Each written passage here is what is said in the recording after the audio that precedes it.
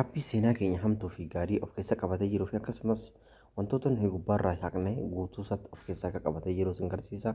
Amma durallee sin garsiisee ture gaafii na gaafattee deebisii deebisa. Akkasumas tiktookiin kiyya maqaa namaa irratti barreesse hunda naaf baasuu didaa namoota inni barbaade naaf baasuu didaa kan jedhuu fi akkasumas majjaana moobaayilii biyya bilbiluu akkamitti hidhachuu dandeenya jettee nama gaafattanii deebiin keessa kennuutti dhiyaadhaa jireenya.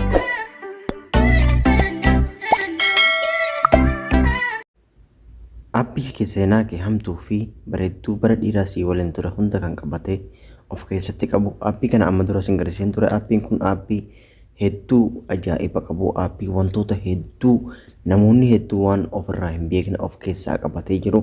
Aappii kana bilbilli kee haga ammaatti ati yoo waggaa bilbilli kee si waliin jiraataa turaatte haga ammaatti wantoota ati haga ammaatti sheer gootee fi kaaftee bilbila kee keessatti fayyadamaa turte wantoota akka viidiyoo fi suuraa of keessatti hammatee ta'a. Osoo ati waan feete gootee haga ammaatti karaa feeteen haqee jiraatte garuu aappii kana keessaa gonkumaa hin haqamu jecha. Aappii kana amma durallee sin barsiisan ture amma garuu wanni namoonni hedduun aappii kanarraa gaafii gaafachaa jirra. Wantoota isaa yoo cufne aappii kanarratti wantoonni nuyi gubbaarraa dileete goone ni darbaa warri jettanii na gaafatan ni darbaa garuu wantiin ani cufaa isin jedha suni intarneeta irratti akka wantoota iccitii achi keessaa qabdan akka sheer isin jalaaf hin goone akka intarneetni karaa Google isin jalaa fudhee intarneeta gubbaarratti ittiin hin daldalanne wantoota san ofirraa cufaa isin jedhe garuu gonkumaa aappii kana keessatti osoo hin dabarre hin hafuu jecha keessa seentanii yoo dileeti gootan tokko dileeti yoo gootan qofa kan sirraa haqamuu danda'u jechaadha. Akkasitti waan sana yoo cuftan wanti irraa sodaatan hin jiru akka dhaamsa kee jechaadha. Malee gonkumaa aappii kanarratti suuraa viidiyoo keessan hin seenu jechuun hin danda'amu isin jedha. Itti aansuudhaan obboleewwan keenya gaafii lama na gaafatanii turan irra deebiidhaan namoonni gaafii na gaafachaa jiran keessaa obboleewwan kiyya lamaan tokkoof akka dandeetti akka deebisa jedhee yaada. Tokko obboleettii yaada obboleessaa tokko akkanatti fakkaatetti akkamitti moobaayilii majjaana hidhannee biyya bilbilannaa hadaraatti irra deddeebina gaafachaa turte dhiifamallee sin jedha. Haga ammas deebisuu dhabuu kiyyaanii moobaayilii biyya majjaana Itoophiyaa bilbiluudhaaf miseeja keenya keesseen erga miseeja keenya seenneen booda bakka mana risaalaa yookaan mana miseejatti barreessan seenna. Karaa olii kanarratti 12-15 jenna. Gabbuun immoo ammas karaa gadii kanatti bakka kanatti tokko duwwaa barreessina. Rasiidni yookaan kaardiin ati keessaa qabaachuu qabdu 25 ta'uu qaba jechaadha.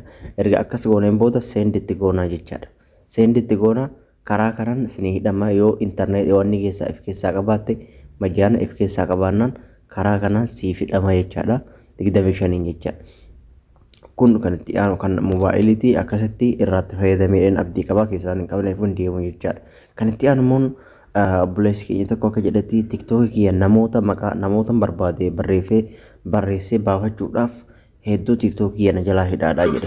Saniif immoo wanti godhuu qabdan irra deddeebiidhaan waan kana wanni godhuu qabdan gubbaa argaa tooftaa akkanaa asitti maqaa namaa barreessanii tiktookii isinii boodide tokkoffaa yoo tiktookii kee iimeelaa fi paaswoordii kee beekatte daftee ofirraa wanni godhuu dandeessaa jechaadha. Daftee waan sana kileer daataa gootee siitiin keessa seentee ofirraa hiikuu dandeessaa jecha. Katti aanu immoo as siitiin keessa seennaa erga siitiin keessa seenneen booda bakka asitti yoo nuti rakkoo bilbila keenya kanaaf akkasumas vaayirasii garaagaraa jiraate bakka kana irra deebiidhaan sin argisiisa siitiin keessa erga seentaniin booda bakka kanaa fi bakka firii jedhu kanarratti cuqaastan. Ergasii maal gootaniin bakka kanatti wantoota kana ofirraa dileet godhuu qabdanii jechaadha. Kileer ka jedhu kanarra asirraan cuqaasaa ammas itti aanseetiin irra cuqaasa jechaadha. Bakka kanarratti yoo cuqaastanii jedhe akkasumas siitiin keessaan bakka aappii jedhu kanarra seentanii tiktookii barbaaddatanii tiktookii erga barbaaddatanii booda kileer daataa yoo iimeelaa fi paaswoordii keessan qofa wallaaltan beektan jechaadha. Yoo hin beekne immoo gonkumaa waan kunni godhuu isinirraa hin eeggamu jechaadha. Fakkeenyaaf as seentanii as erga seentaniin booda bakka istoora dhukanirratti bakka istoora dhukanirratti kileer daataa bakka kana asirra seentanii bakka kileer daataa dhukanirratti asirra cuqaastanii kileer daataa gootanii itti aansitanii bakka kana kalamaanoo gootan. Yoo hin beekne iimeelaa fi paaswoordii kan amma sin garsiise tiktookii keessaa kana bakka kana asirra seentanii erga kilar kana wanni gootanii qulqulleessitaniin booda deebitanii yoo bantan dafee wantoota isa wanni goota san sinii banaa jechaadha. Wantoota barbaachisan sinii ajajamuu danda'a. Akkasumas pilaastoor keessa seentanii abdeet godhuu hin dagatina. Yoo sin abdeetiin goota wanti hundi akkasuma duraa isaatti sinii deemu siistama haaraa waliin deemaa siniin jedha. Dhaamsa kiyya haga barnoota dhufu wal deebi'u nagaa naa tura. Laayik, sheer, sabiskiraayib gochuun dagatina. Chaanaala kiyya dhaqaa yuutuub keessa dhaqaa daawwadhaa.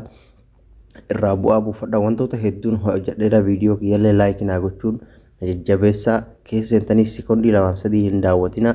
Viidiyoo kiyya daqiiqaa 5 hin caaltu. Irra dhaqaa itti daawwadha. Keessaa fayyadama barnoota hedduu of keessaa qaba. Sinin jedha haga barnoota nagaa naa tura wal deebi'uun nagaa naa tura dhaamsa kiyya.